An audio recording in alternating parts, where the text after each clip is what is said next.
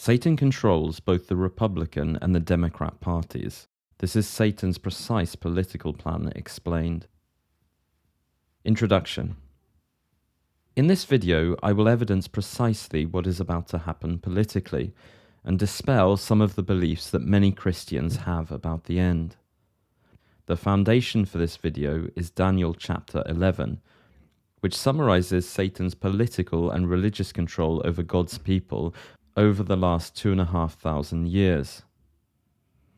I will evidence how the persecution of God's people before Jesus' return will look far more subtle than most imagine, and how, to many people, the persecution may not look like a religious persecution at all, or even look like a religious awakening.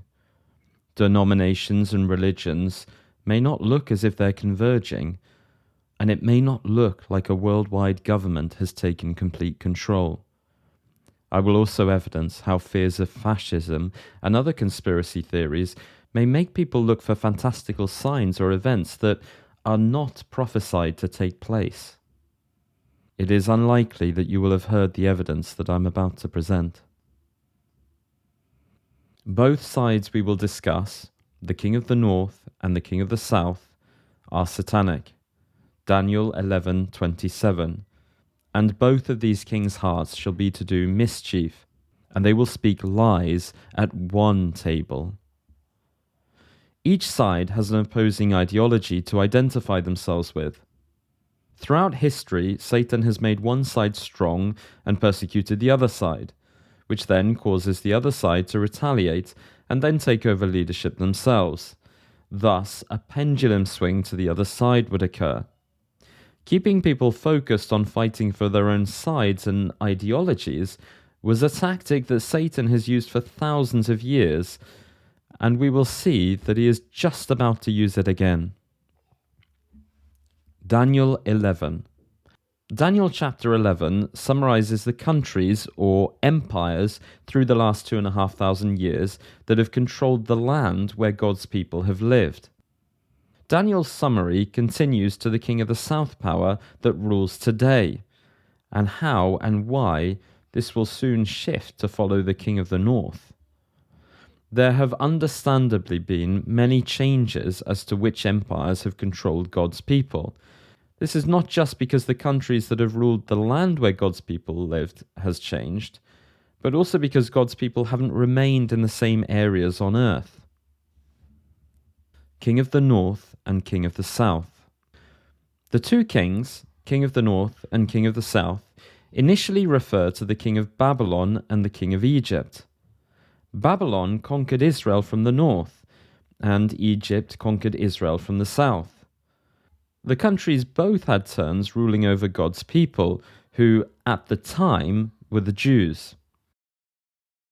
For a long period of time, the Jews lived in exile in the actual country of the King of the North and the King of the South. And during these exiles, there was a different political system in each of them. The King of the North and the King of the South therefore also represent these specific opposing political systems. This is consistent with the other events described in Daniel 11 and the fighting of one political system against another. We can see that when the Israelites were in Egypt, they were slaves. Their freedoms were taken away and they faced persecution.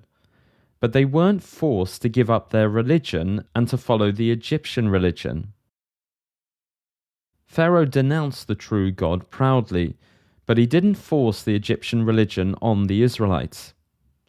Some try to distinguish the King of the North and the King of the South by saying one is a religio-political system and the other a secular system. However, I argue that this is not a completely accurate way to distinguish the two powers. The King of the South system is specifically a system that does not recognize the true God and tries to stop people worshipping the true God, but it does not enforce its own religion on God's people. Pharaoh's pride in denouncing God and then his attempts to prove spiritual signs, for example, the rod turning into the snake and the plagues, to be man-made tricks or natural occurrences, shows that he trusted in man's wisdom above God's wisdom. This is the same as the current King of the South's atheist ideologies, such as evolutionism, global warming, progressivism, etc. This, despite Pharaoh having a religion, is a secular atheist mindset.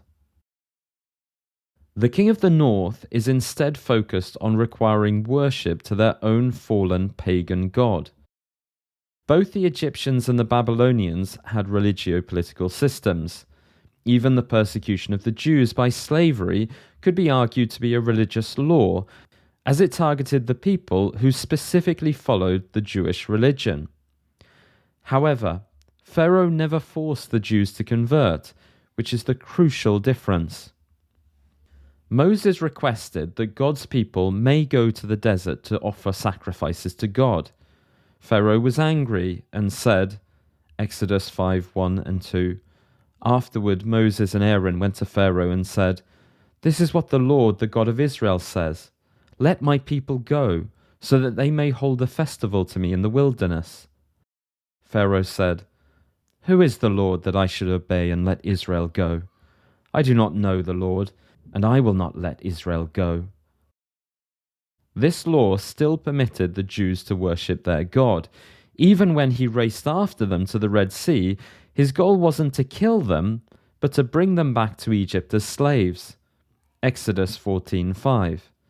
When the king of Egypt was told that the people had fled, Pharaoh and his officials changed their minds about them and said, What have we done? We have let the Israelites go and have lost their services. However, under Nebuchadnezzar, king of Babylon, the Jews were not slaves. But the king stated that the Jews were to be killed if they didn't worship the pagan statue. This forces the Jews to worship another god, which is against the Jewish religion, so was therefore a law to force them to follow a false religion on pain of death. In Babylon, the Jews had more freedoms in that they weren't slaves like they were in Egypt, but had completely lost their freedom of religion. As I will show, this is completely in accord with the rest of Daniel 11. As we apply it to the systems that have fought one another throughout time, we see that each of the kings of the north worked to enforce their own forms of religion, whereas the kings of the south never do this. As we look at each of the empires, we need to remember that we're not looking at whether the empires allowed freedom of all religions, but as to whether they specifically allowed God's people to practice the true religion, and whether this was by persecution to enforce another religion, or to simply stop them from following the true religion. Babylon was conquered by Medo-Persia, and this empire therefore also took over control of the Jews that had been forced to live in that land. The fact that Medo-Persia is the new king of the North Empire is also confirmed in Daniel 2:36-45, which describes 4 successive kingdoms, starting with Babylon. The kings of the north are therefore 4 successive kingdoms. In Daniel 8:19-22, it is revealed who the next 2 kingdoms are. I am going to tell you what will happen later in the time of wrath, because the vision concerns the appointed time of the end. The 2-horned ram that you saw represents the kings of Media and Persia. The shaggy goat is the king of Greece. The Bible also reveals the final and 4th kingdom as the king of the north, as it uses the term Babylon to refer to it in Revelation 17:5. We therefore know that the 4th king of the north power is the final one that will rule when Jesus returns. The conquest of Babylon was made by Darius the Mede, and as the new king of Babylon, he was therefore the new king of the north.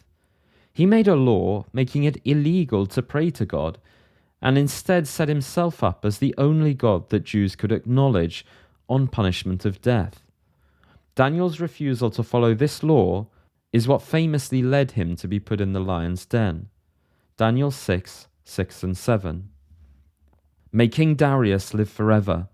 The royal administrators, prefects, satraps, advisors, and governors have all agreed that the king should issue an edict, and enforce the decree that anyone who prays to any god or human being during the next 30 days, except to you, your majesty, shall be thrown into the lion's den. The Medo-Persian Empire, also known as the Achaemenid Empire, was later conquered by Alexander the Great. He actually conquered both the land of the king of the north and the king of the south, Egypt. Alexander's empire was then split into four, as prophesied in Daniel 11:4. Two empires that came from Alexander's empire, the Seleucids and the Ptolemies, became the new king of the north and king of the south.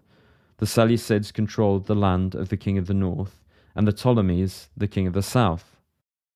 Under the Seleucids, King Antiochus IV Epiphanes famously banned Jewish practices. Subjects were required to eat pork and violate Jewish dietary law, work on the Sabbath, cease circumcising their sons, and so on. During his rulership, freedom of God's people to practice their religion was removed, and the Second Temple in Jerusalem was made the site of a syncretic pagan Jewish cult.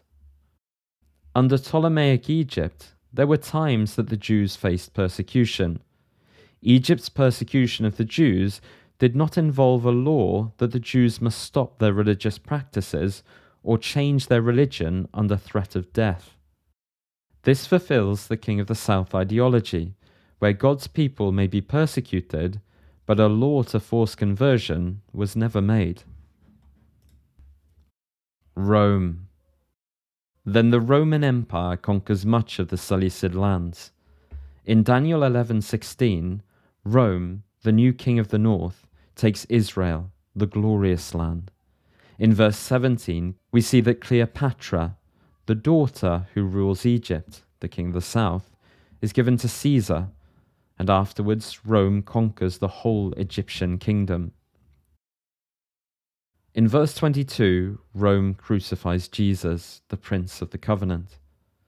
The Roman Empire split in AD 330. The Eastern Roman Empire then controls Egypt and Israel. However, God's people are no longer in Israel because God's people are now the Christians, not the Jews. And Europe is now the new epicenter of Christianity. We see in Revelation 13 and Daniel 7 that it is the Western Roman Empire, not the Eastern, that is the true epicenter of God's people.